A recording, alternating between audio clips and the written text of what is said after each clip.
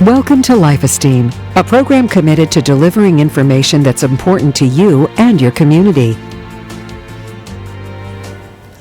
Hello and welcome to Life Esteem. Always great to have you as a viewer. Today we're going to talk to a real good friend of ours, Paul Carey. Paul's the executive director of Sankofa 21, and I was so glad to have you on the show, Paul.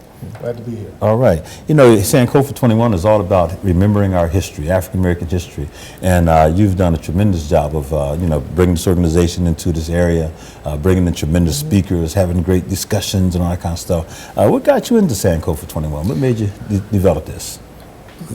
Well, this is a part of my history, going way back to college and post-college and coming out of New York City and being involved with some of the greatest scholars that were in New York, and were about bringing information into the community. People like Dr. Yosef Ben Yuckanan and Dr. Yosef Ben Yuckanan, Dr. Leonard Jeffries, yes. Dr. John Henry Clark. These men were involved in providing information and sharing information and enhancing the communities in New York City. When I moved to Harrisburg, I sought out a gentleman by the name of the Reverend Dr. Nathaniel Gatson, who I had been informed is an information specialist here in Central PA. And I haven't let him go yet. So Sankofa 21 evolved out of what I saw a need to bring quality information to transform the community.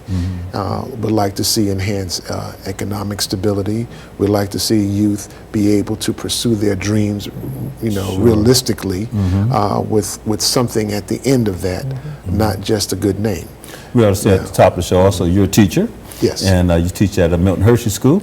That's true. All right. Yes. And, we have known you, like I said, you and your wonderful family. In fact, you have a very famous brother.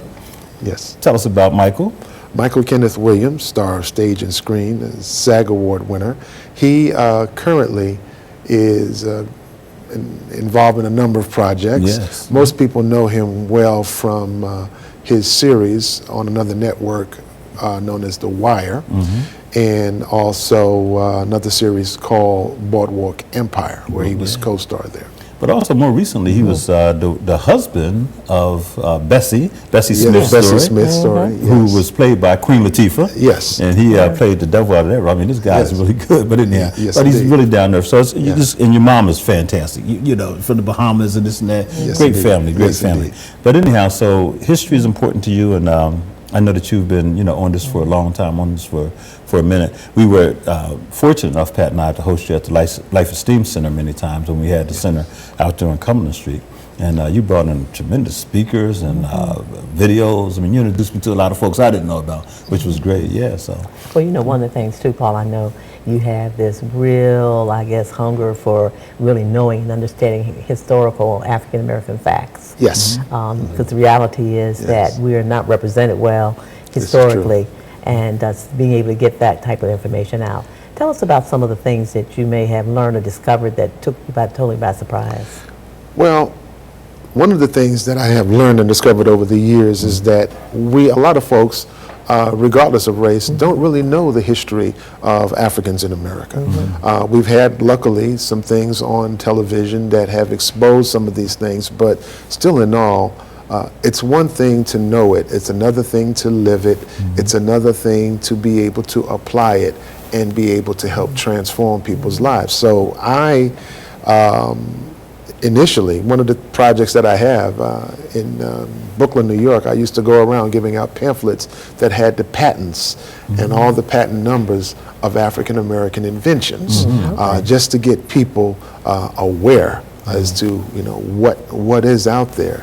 And that's some of the same stuff that I wanted to bring here. We've been able to bring here, I should say. Yes. We have brought in some speakers. People like Ashwa Kwesi has come here. The late, great Dr. William Mackey. Yes. Professor Mackey from Empire College used to do a series here in Harrisburg. And several others. We are about to embark and to do that on a larger scale here in Harrisburg. Wonderful. We really, really think that the time has come that everybody understand a little bit more about the African American experience. And I will tell you right now, when I say right now, it's been airing actually, and I don't know how long the series runs. On PBS, they're doing a series called First People, I think it's called. Yes. And it's been incredible. I mean, the history that they're breaking down about the origins of all humankind Yes. and how it comes out. But it all started in Africa, and that's the point they're making. And how, Exactly. you know, all these civilizations moved out and became Exactly. who they are. It's absolutely fascinating. It you know? really is, and it's an important piece of work. A lot of folks think when you say Africa that you are only specifying one particular segment of the population. Well, everybody's basically out of Africa. Yeah, absolutely. You know, so That's what that documentary says. a lot of folks still, you know, fight with that, and we're hoping that, you know, this consistent outpouring of information will begin to have people look at their background, look at their hearts, look Yeah. at their minds, and say, you know, well, what's wrong with that? Right. You know, you have other societies that have evolved, as you see in that series, the Asians and Europeans and Absolutely. everything else, that have come along over these hundreds of thousands of years. Yeah. But it is important that there was a place where this all started. And one of the things I think is important that you're doing this kind of work is that we have so many young African Americans today who don't seem to be connected to this at all. And one of the people that I really admire is Malife Asante, of course, one of your mentors, but his son, M.K. Asante, Yes. who was Yes. here at the Midtown Scholar Yes. about a year ago, I guess, who has had a book out, his autobiography, and he was talking about his fight with his dad. You know, not wanting to be Yes, associated yeah. with that African stuff and all this history, Yeah. and how he had to grow into it himself. And now he's one of the foremost scholars. Yes. You know, at Yeah. a young age, he became a full professor at the age of, what, 26? Age of 26. That in, That's right. at Morgan State University. But he wasn't buying this stuff when he was a young kid, you know, because it just seemed so foreign to him. And his dad is so immersed into it. I mean, a recognized scholar throughout the world. So it is something that's difficult for our young, because they're bombarded with so many images, right? Yes. Yeah, so how do you overcome that, or how have you dealt with it, especially being a teacher? I know you see it Right. every day.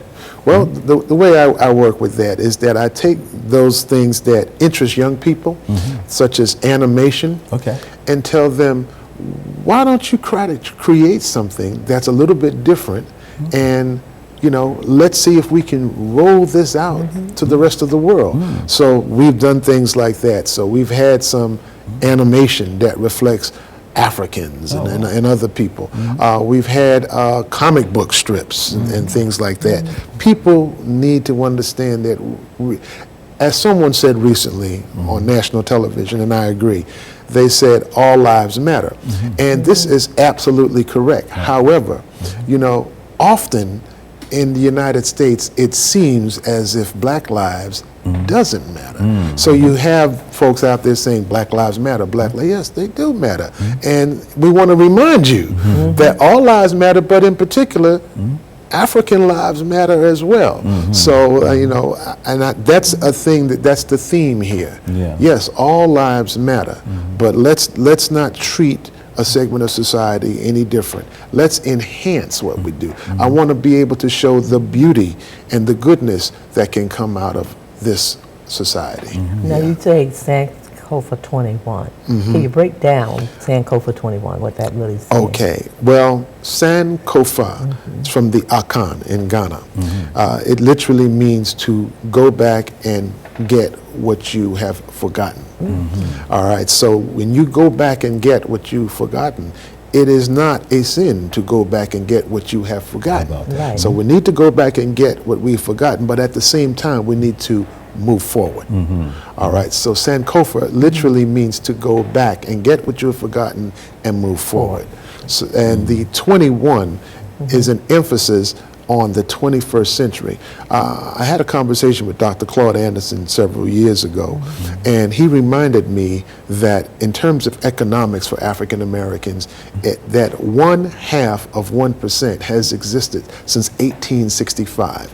African Americans have not moved from 0.5% of the nation's economy since 1865. My thought at that time, wouldn't it be good to just focus on 100 years the 21st century and see if we can go to 1%. So that's my thrust. So Sankofa 21 takes a look at what we can do here and now. One of the things that I read recently, I think it was Dr. Boyce Watkins, who is Yes. an international columnist and a professor, and he mentions about Floyd Mayweather. He said, "I'm not here to tear down Floyd Mayweather." He said, Right. "But I noticed that after his last fight, in which he made $300 million, he went out and had a party that cost over $1 million immediately that evening, and then he just bought a car that cost $4.8 million." And his point was, this man has all kinds of cars already.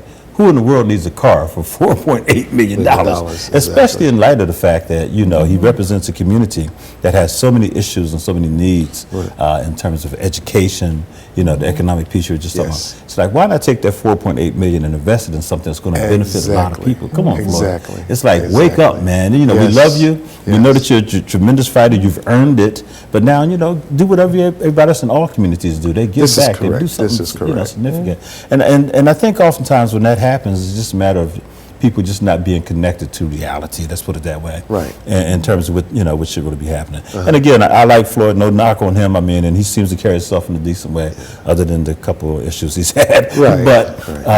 But man, wake up. Yes. Wake up. Yes. And so part of what I hope happens is that as Sankofa 21 continues to grow in terms of that kinds of forums that you get, Right. the more that you provide, more people come out and experience these forums and begin to understand and begin to read more, Right. and immerse themselves more into the dialogue of what we can do as people in general, us in specific to better conditions for everybody. Right. One of the things I also would like to bring out while we're on this topic is that Sankofa 21 is about to partner with a national nonprofit known as MKW. Yeah. MKW is Making Kids Win.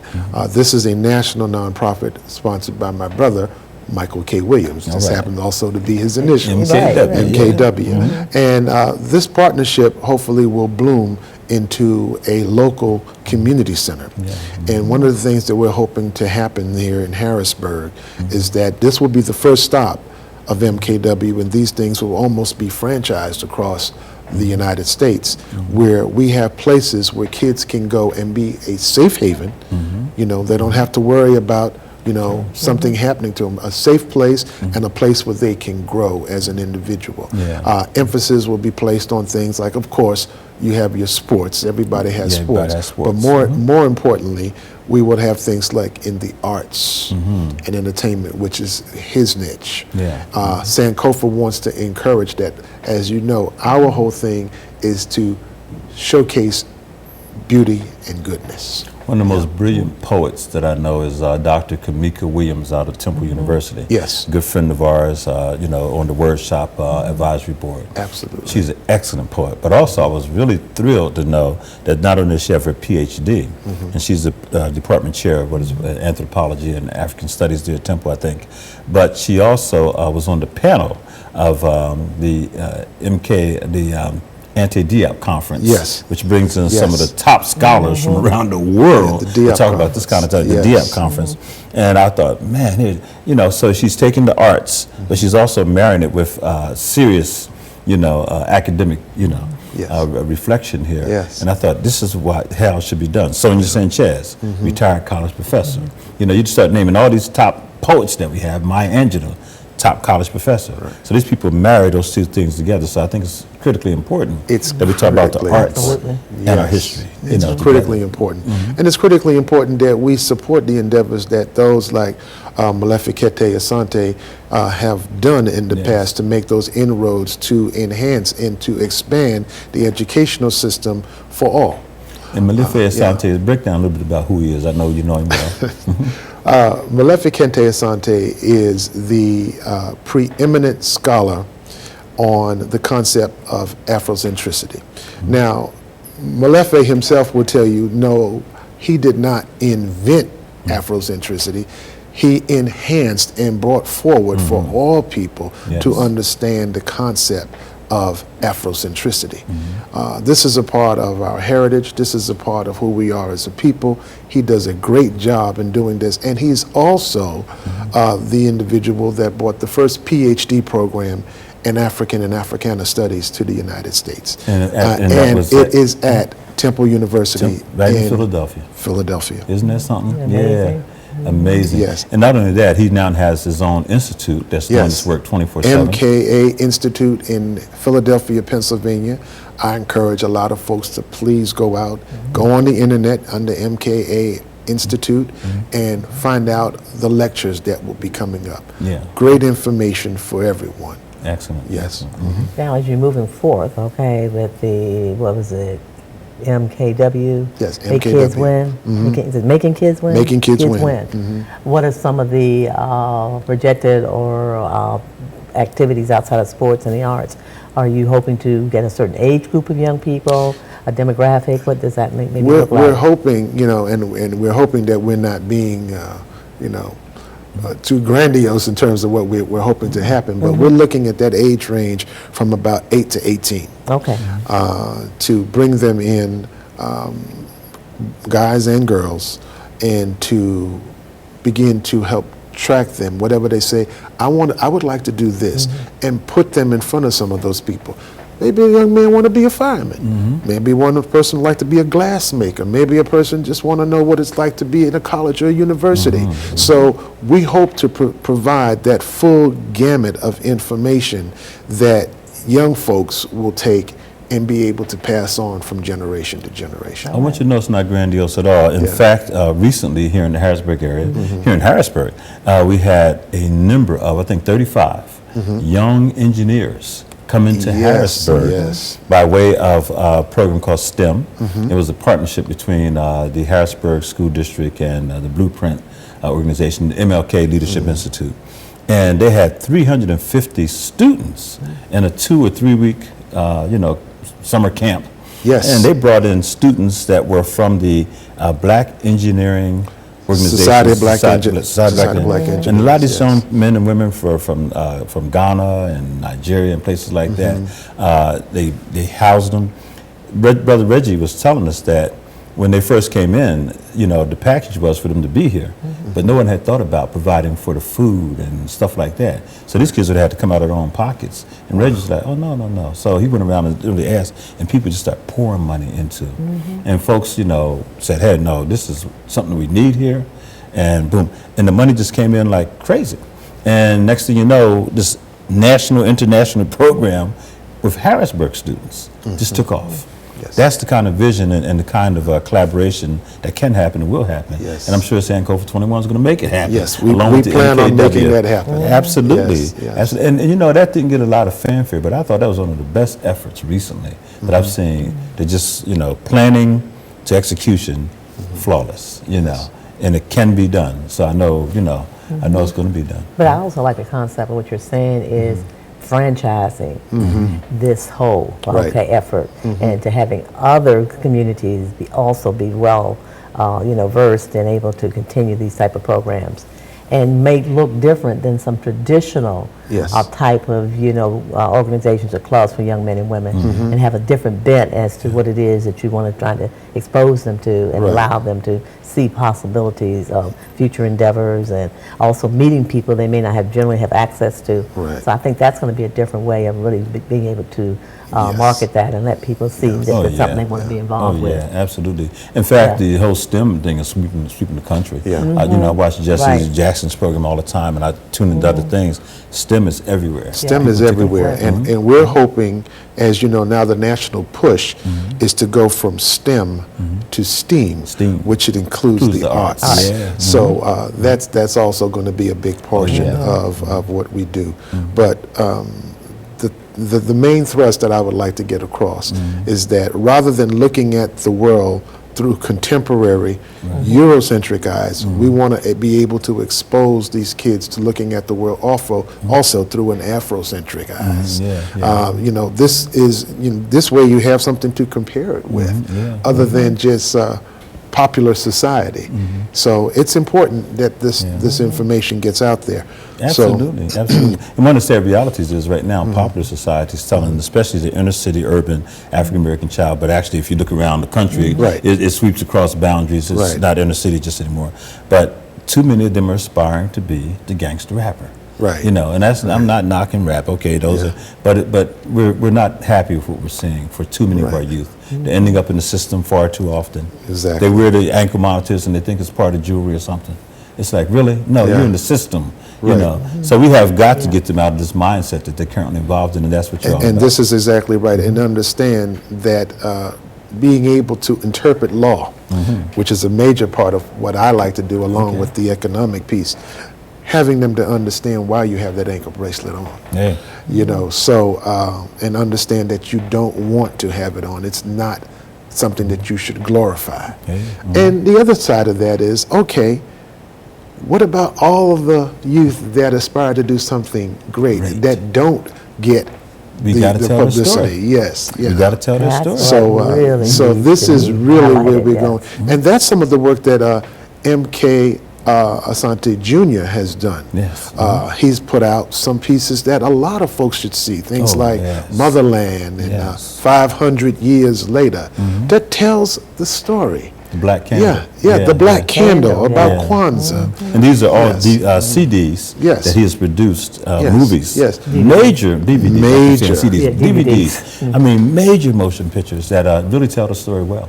Yes, Yeah, tells yeah. the story well. And that's what it's all about, telling the story well. Absolutely. Yeah. Now, also, I know on the drawing board, you have a film festival in mind that will also show some of the films that we don't always necessarily see. Magic Johnson's doing a wonderful job right now. What is it, the ABFF or something like that? Yes. And on his station, which is like, what, 138 on the Aspire, yeah, Aspire station, yeah. But very seldom can you turn on TV and see independent films that speak of the African American community. That's and true. he's doing that. So you're talking about bringing that into Harrisburg, right? Harrisburg is looking to do Sankofa 21. We're hoping not this fall we'll be doing We the don't first. hope, we plan. We plan the African Film Festival. Sankofa's 21 African Film Festival will be held in October of this year. Yeah, yeah. So more information to come. Yeah, yeah. And we may be doing that down at the State Museum in conjunction with the workshop and all Yes. that, since it's a nice space. But we're talking at this point Yes. about that. But that's something that definitely has to happen. It has And it's to. open for everybody. I mean, but it includes everybody. Yes, You know, we it want does. everyone to come out and see it. This happens in Philadelphia. It happens in New York. It happens in Los Angeles. And the entire community embraces it, Yeah. cross racial lines and cultural lines. Yes. Because it's something that, you know, speaks to everybody. Speaks to everyone. Yeah, Yes. yeah. So we applaud you for having that, you know, foresight and vision. Absolutely. You know, like I said, we ain't gonna hope for it, brother. We're gonna plan for that. No, we're going to plan for it. We're That's going to right. make it happen. Now You're, you have you're a special absolutely group right. of individuals that are assisting you and supporting you Yes, with the this. steering committee Yes. of Sankofa 21 as we build. Men like Travis Waters, men like Walter And Travis Howard. Waters is Travis Waters is the superintendent of schools in the Steelton School District. And also a PhD candidate right now at Morgan State University. Walter Howard, excellent man. We know him as Walter Shango Howard. Shango Howard. Is a scholar in his own right. Absolutely. You know, works for the state Department of Education. And we have our elders like George Green Absolutely. of Middletown, Pennsylvania, and we owe a lot to Brother Green on that. And people like Brother Lavelle Muhammad, principal at the Nativity School here in Harrisburg, who's involved in this. George Brown Jr., Yes. former engineer, retired engineer, I should say, Yeah. who's also involved in helping us Great put guy. this together. Yeah. So yes, But you also had another person just said they want to be on board. Bishop. yes, we also now have Bishop Nathan Baxter, who will assist us and in fact is helping us move forward with a brick and mortar location at this point. Yeah. So we're looking at some things right now. And he was, of course, the Yes. retired bishop out of for the Episcopal Retired Church, but also bishop the National Cathedral, at right? the National Cathedral. Whoa, I'm telling you, you got some heavyweights sitting up in Yes, there. yes indeed. You have Nathaniel Gaston. And we course, I have, mean, of I'm course, the sitting up Reverend there. Dr. Nathaniel Gadsden. I'll hold the here. door open for everybody.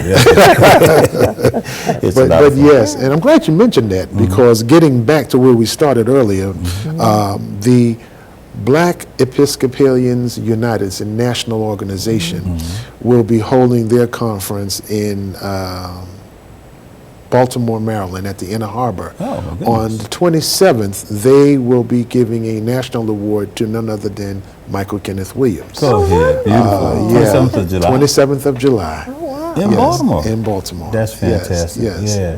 You know, I want to say this too. That I want to thank your mother who opened up her home for on 4th of July. We had a wonderful time there. Michael was there. Michael was along there. with people like Chris Franklin, Chris Franklin from the Harlem Bobby Brown Globetrotters. from Cincinnati. Yeah, Bengals. Yeah, Bobby Brown. Okay, Cincinnati Yeah, Bengals. yes. And then of course Bishop Nathan Baxter retired. Bishop this year. Nathan Baxter. You know, it's just really a wonderful, wonderful gathering of people. And you know, you have a wonderful family, man. Again, I want to applaud you. But you always get a sense of history when you come to your family gatherings. Yes. And a sense of purpose. People who are committed Yes. to building a better society, better community. Yes. Just within that family. That's good stuff. Yeah. Yes, sir. Well, you also share with us, and talking about wonderful families. How about your mother and the recognition that she has received? Regarding Right. Well, Mom, goes way back here. My mother is going to turn 89 years old in December. Her name That's is hard to believe. Her name is Paula Williams, and most people here know her as Lady P. Why? Because at one point she was looked at by the Queen of England to be bestowed the honor of Lady because of her work of helping Bahamians get settled in the United States. Beautiful. Yes, and so even though that didn't, pan out, everyone in the Bahamas still knows Paula Williams, but they may also know her by her maiden name, which is Paula Thompson. Okay. Yes, so she's helped people like Sydney, Sir Sydney, and others. So yes. And you said that she and Sidney Poitier grew up together? Yeah, yeah. Sidney Poitier and my mom go way back. My mother, kind of grew up together in the Bahamas, and when he came over to get started in acting, she would be the one as he would go up on the rooftops to try to get rid of his accent, to fix the peas and rice and the conch and the grouper and things like that. And they would always have parties. But yes, Sir Sydney, as he's known now, Sir is Sydney. yeah. Well, we quickly ran out of time, but how can people contact you to know more about what Sankofa 21 has planned for the future? You can reach out to Sankofa. We have an email at this time. It's sankofa21@verizon.net. Okay, and you see how it's spelled in the screen there, Sankofa21@verizon.net. Yes. That's easy enough, Yes. right? And I really applaud you for, reminding us. I love that bird, the Sankofa bird that shows us Reaching back. back. And Yeah. the bird's looking Moving back behind it. forward. That's Yes. wonderful, Yeah. wonderful. Well, we want to thank Paul Carey for coming on the show and doing what he does. He is a tremendous teacher and advocate for education and history in our community, and he's someone that we need to, lift up and get more like the Paul Careys of the world. Keep on teaching, man, and keep on doing the things that you do. We need it, and we know that you will pass along the information as you have gained information, and you will share it and encourage others to do the same. Thank you so much for watching the show. We'll see you next time here on Life Esteem. Goodbye.